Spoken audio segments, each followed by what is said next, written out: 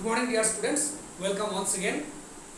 So after Newton's laws of motion, today we are going to discuss about the chapter in which again we will see the great contribution of the great scientist Sir Isaac Newton, that is gravitation. Now what is gravitation? In a single word, by gravitation we mean the great attraction. Okay.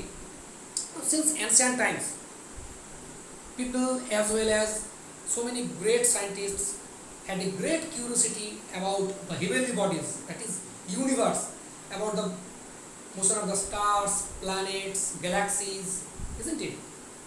It is how earth revolves around the sun, the moon revolves around the earth, even sun is not at rest, it also revolves around galaxy, that is Milky Way. Even the galaxy is not at rest, it is also revolving around other galaxies or universe. Okay, so we know that so many renowned scientists, philosopher and astronomer like Copernicus and Johann Kepler. So Copernicus and Galileo stated that the sun is at rest and earth revolves around the sun. Then Johann Kepler introduced three laws, okay, about the motion of the planets around the sun, which are called Kepler's laws of planetary motion. But the problem is none of them could explain properly, vividly about the reason of the rotation of earth around the sun, the moon around the earth, or the sun around the galaxies. Why is it happening?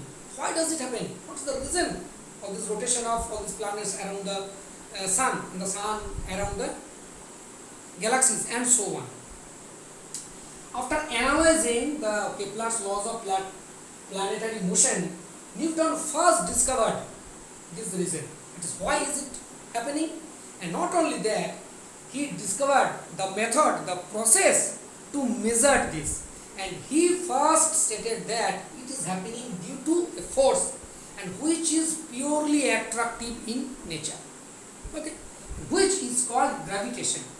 And he discovered the process to find the measure, to find the method, okay, to measure the force as well as to find out the value of the force through his some laws, which is called Newton's universal law of gravitation.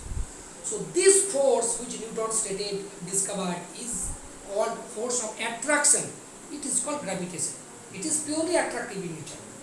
So it is the force of attraction between two bodies or any bodies due to their masses. It means we can say gravitation is, due to gravitation, everything in this universe is pulling everything, but with equal and opposite forces. What does it mean? It means that even in this room or where you are, each and every object is pulling me, okay, and I am also pulling them. It will sound strange, isn't it? So it means in this room and everything in this universe, I am pulling each and everything towards myself, and conversely those objects also pulling me with equal and opposite forces, but they are not comprehensible, they are incomprehensible, cannot be realized. Why? I will discuss in this video. So gravitation means the great attraction, clear?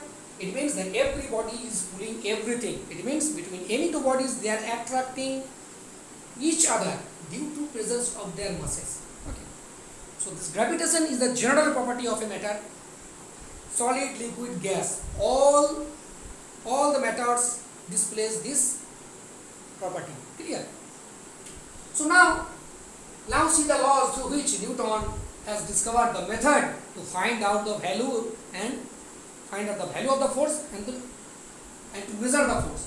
So this method is called Newton's universal law of gravitation. Okay. Now why is it universal? Universalism which is accepted globally. Okay. Since it is independent of the nature of the particle, independent of the presence of the media, pressure, temperature, anything. Okay, so that's why it is called so-called universal law of gravitation. Though according to Newton, Einstein's special theory of relativity, now it is no longer universal. Okay, it is partly universal.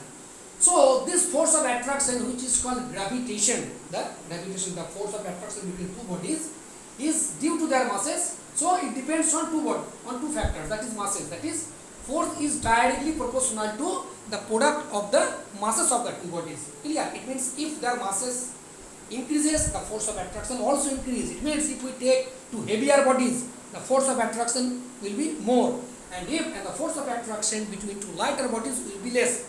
Clear? And it is inversely proportional to square of the distances. Isn't it very clear?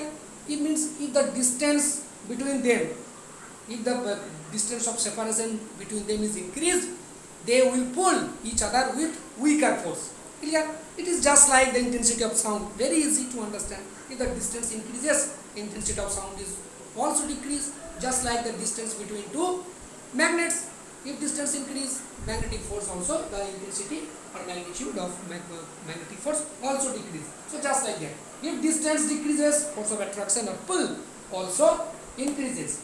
So if we combinedly take this, that is, F is directly proportional to m1 m2 divided by d square. Clear? Now in the place of, if we remove this proportional, then we need to get a proportional constant. Now it is called capital G. G is equal to m1 m2 divided by d square. Now what is G?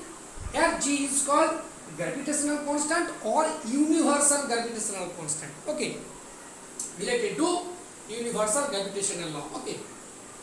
Now what is its significance? What is its significance?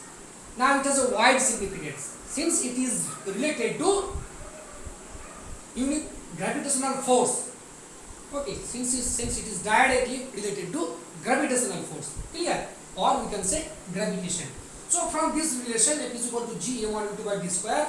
If we arrange this, we can get the equation of G is equal to F into d square divided by m1 m2. Clear? Now we can easily define gravitational constant or universal gravitational constant. Clear?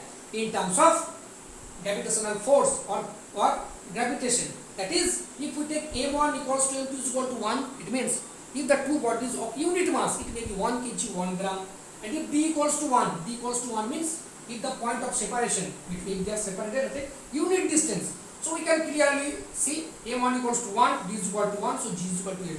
So it means if two bodies of unit masses are separated at unit distance, then the force of attraction between them is called gravitational constant. It is also called universal, as I said. It is related to gravitational force in the same sense, that is, it is independent of the medium, temperature, pressure. Okay, it is the gravitational force as well as the gravitational constant is equally applicable in case of very small distance, tiny distance, even in case of two heavenly bodies. In both cases it is equally applicable. So that's why it is called Newton's universal law of gravitation. Since this constant is obtained or derived from this universal law, so that's why it is called universal constant or gravitational constant. Since it is obtained from the gravitational law of gravitational, that's why it is called gravitational and universal law. So that's why it is called this constant. Since the constant is obtained from the universal law of gravitation, that's why it is called universal gravitational constant. So we can easily define the gravitational constant. Okay, value. Now we can easily find out the value of this gravitational constant as well as the gravitational force also. Now since F is equal to G is equal to F d square by m1 into, now putting all these values, generally the value of G has been found experimentally, has been found that the value of G in SI unit is 6.67 into 10 to the power minus 11 Newton meter square per kg square. Why? Very easy. G is equal to F d square Newton in SI, Newton meter square by kg square, product of masses. In series system, the value is 6.67 into 10 to the power minus 8 into Dine semi square divided by gram square. Now if we want, so this is the value of gravitational constant. Now you can see how small the value is, the order 10 to the power minus 11, 10 to the power minus 8 means 0.0000, very small, very incomprehensible. Okay. Now if we want to find out the value of this gravitational force, putting the value of gravitational constant, we can easily find out the gravitational force between two bodies of masses 1 kg. So it means if two bodies of masses 1 kg are separated or kept at a distance 1 meter, then the force by which they attract each other, you can see the value. F is equal to 6.67 10 to the power minus 11 Newton. Smaller than nano, isn't it? Smaller than, okay, very small. In CGS unit, it is 6.67 into 10 to the power minus 8 dyne. Now, I will flash back to my earlier statement. During beginning of this video, I told that in this universe, each and everything is pulling us. We also pulling them. In this room, every object is pulling me, I am also pulling. Okay, each and every object with equal and opposite forces. But why do not, okay, each and every object is displacing, is not coming towards me, isn't it? If we place two books very close to each other, they do not move close to each other. Why? Because of these very small forces. You can see, as I said, force is directly proportional to product of their masses. If the masses are negligible, force will be also negligible. If masses are significantly greater value of huge, then obviously force will be also comprehensible. In that case, that's why is it exactly happening in case of Earth, Moon, Sun and Earth.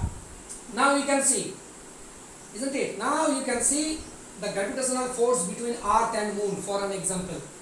And if we find the value of G, then it is the value of mass of Earth, whereas the mass of Moon 7.40 and the distance between them. If we put all the values, look at the force of attraction, 2 into 10 to the power 20, not minus 20. So it is a great force. So with this immense force, two objects no longer can be kept at their places. They will attract each other. So this is because of this huge force of attraction. Earth revolves around the sun, Moon revolves around the Earth, isn't it? Then the question is, why Earth revolves around the sun, Moon revolves around the Earth, not sun? Because of the huge masses, isn't it? Once the distance is the huge, 15 crore kilometer, the distance between the Earth and the sun, isn't it? Almost 40 lakh kilometer between Earth and Moon. Since one point is that since they are situated at a very large distance, and number two is that the mass of sun is much greater than that of Earth. Okay, and the force by which, as I said, I am pulling everything towards me and the other object also pulling with an equal and opposite forces. So the force by which sun is attracting Earth towards itself, Earth is also pulling the sun towards it with equal and opposite forces. So that's why they cancel each other, isn't it? So it means, so that's why there are no clash between them. There is no clash or collision between them because of the mass of the sun. Earth revolves around it and Moon also revolves around the sun. It is due to that it can be easily explained. It can be easily explained through a very easy example. That is, that if we take a stretched rubber sheet, isn't it? A stretched rubber sheet, and if we place on it, and if we place a small plastic ball on it, then it will deform. The rubber sheet or rubber, what can I say, the rubber sheet will just slightly deform, isn't it? In the downward direction. Now if we place a heavier ball, isn't it? A slide use ball or a double cam use ball, isn't it? It will deform the rubber sheet in the downward direction more. Now if we place an iron ball on the rubber sheet, it will wrap, isn't it? It will deform the rubber sheet into the downward direction, deform, pull in the pushing the downward direction more. It is exactly happening in this universe.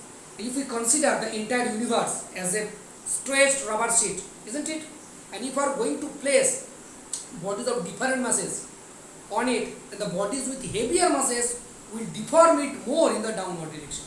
So since the mass, in case of the rotation of Earth around the sun, since sun, the mass of sun is greater in comparison to Earth, so sun pulls the rubber sheet inside more at a great proportion, and it creates a curve, isn't it?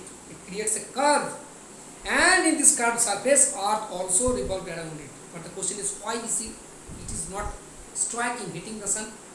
Since somehow Earth has some mass, it also deformed, isn't it? It also waved or deformed the rubber seat in the downward direction, isn't it?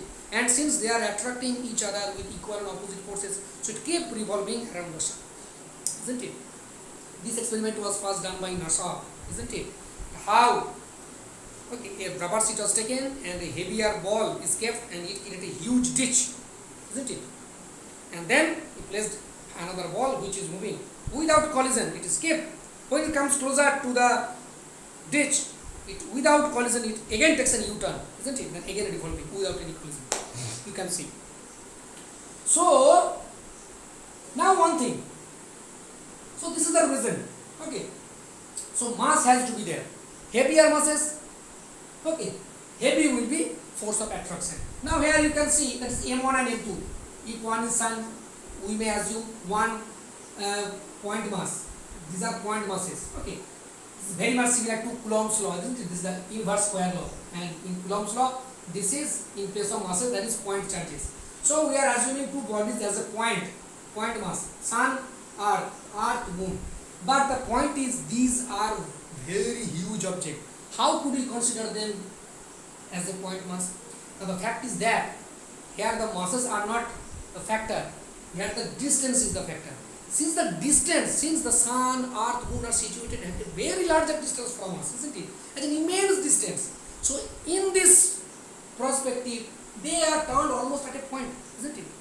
In case of two extended bodies like sun, earth, moon, if the distance or separation between them is very large in comparison to their mass or size, or if the size is negligible in comparison to their separation or distance, then in that case we may assume them as a point mass. So that's why here it is taken. We may assume one is sun, one is earth and one is moon, because they are situated at a very larger distance, isn't it?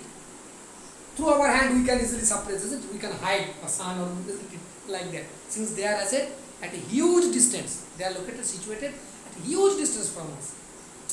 So it's the inverse square law, isn't it? So this is Newton's universal law of gravitation. Clear?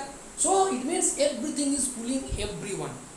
When the bodies of negligible masses in our daily life, the masses of other vehicles, cars, trains, bus, train, isn't it? Every object we generally handle in our daily life.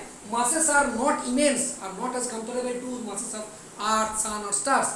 Maybe ton, maybe quintal, but they are still negligible in comparison to the force, okay, the suitable, the comprehensible force of attraction in which they can come towards themselves. So in our daily life, in our ordinary life, the masses are not as significant as what? For their force of attraction, so that they can pull themselves. So in case of bodies, ordinary bodies in our daily life, since their masses are very small, compressible in comparison to heavenly bodies, force is very negligible. Here we have kept it 1 kg, per ton, force will be also small. It will be not 10 to the minus 11, but still it will be not worth to pull the two bodies, okay, themselves. So now the fact is that, how do we get the characteristics here? Isn't it? So we have got the characteristics here. That is, this force is attractive. It depends on mass and distance. As we have, so more mass, more force, and distance. More distance, less force. Less distance, more force. Equal and opposite. Since two objects are pulling each other with an equal and opposite forces. Independent of medium. It is independent of medium. Independent of any external factors. Pressure, temperature doesn't depend. That's why it is called universe. Along straight line between centra, isn't it? This force also acts along straight line, not curved line, and joining the straight line between 2 points. This is the weakest force, the most interesting topic and most funniest thing in comparison to magnetic force, isn't it? Electrostatic force, nuclear force, any other forces. This is the weakest force you can see in the nature, and it is significant in heavenly bodies. Significant heavenly bodies means it is comprehensible. It can be realized in case of heavenly bodies like earth, moon, sun, but insignificant in ordinary bodies of negligible mass. Just I have told and explained a few minutes earlier. Everything in this room is pulling myself. I am also pulling every object, but still we cannot feel, isn't it? Since masses are negligible, force is in the order of 10 to the power minus 11, 10 to the power minus 8. But in earth, Earth has a huge mass, isn't it? So that's why it can feel its the force. Now about universality. Why is it called universe? As I said, that is, it is independent of anything. So basic two things, it's two factors on which this force of attraction, that is the force of gravitation or gravitational force, depends: mass and density. But as I told, in nutshell, just during beginning the video, that is according to Newton's theory of relativity, Newton's laws of gravitation or universal law of gravitation is no longer considered as universal. Why? Because you can see mass depends on the velocity of the body. According to Newton Einstein's special theory of relativity, with the increase in velocity, change in velocity, mass changes. If any particle moves with the velocity closer to the velocity of light, its masses changes significantly. So masses is not constant. The distance, now the distance depends, isn't it? Distance varies with the position of the observer. The distance between two objects, according to an observer who is at rest, has one value, and another, isn't it, who is in motion, the distance is another, isn't it? It means, if suppose the distance between two objects has to be measured, so when a person is at rest, he will measure, he will get one value, and if a person is on a moving train or moving bus, the value of distance to him will be different. So it varies. And in case of very small distance, when it told very small distance, it is insignificant. That is distance up to 10 to the power minus 9 meter. In case of the distance between very small distance or very small forces, it is incomprehensible. Clear? So that's why no longer, according to Newton's Einstein's special theory of relativity, it doesn't consider Newton's law as an universal. But yes, the value of G is constant. There is no change in the variety or significance in the value of G. Clear? So see you in next video.